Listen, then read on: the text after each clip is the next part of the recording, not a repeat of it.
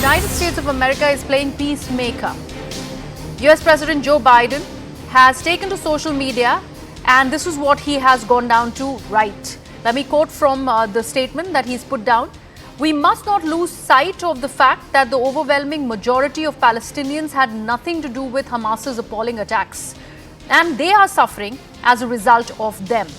Remember, this is a far cry from the original stance that the countries like United States of America and the UK have had in the past, and that's why this becomes very important, because earlier, after pledging their support and loyalties towards Israel, this is a statement which is far removed from the earlier one, where the US President, Mr. Joe Biden, is also talking about the Palestinians who are caught in the crossfire and who are having to flee their land because of the constant counteroffensive that has been launched by Israel, and also the warning for Palestinians to leave Gaza Strip within 24 hours, or that entire pounding by Israel is going to continue.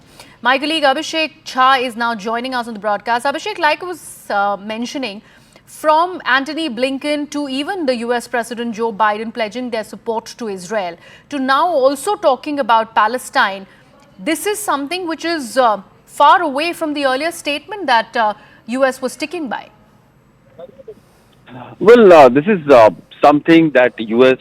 Is trying to do in a way to placate the world, other countries also, because if the war has not to be in Israel, both the story of both sides has to be acknowledged, and the plight of Israel Palestinian people will also have to be understood. And this is what Biden administration is probably trying to do. While there is no denying of the fact that America has been standing by Israeli side on the war against terror, against Hamas. There is also no denying the fact that there is a huge humanitarian crisis that has emerged on the side of Gaza because of Israeli forces' ultimatum to for the Palestinian people to move southward Gaza, and that is the reason when the world bodies, major humanitarian bodies, the United Nations, sister concerns, every organization is pleading Israel to give more time to allow these Palestinians to move to a safer places where the shelters could be created and the basic amenities can be provided to the fleeing people. So in that context, Biden administration's this latest commentary should be seen, where it is trying to ensure that it is siding along with Israel, but at the same time it also understands the pain of the people in Gaza and the humanitarian crisis that is happening there. Abhishek, while we talk about that, this softening of stance could also be a result of the growing protests that various places within the United States of America is actually seeing, and that is also coming in from the Jewish population that resides in places like New York City, for example, where they are saying do not indulge in genocide in our names. Do you think all of that is playing a part?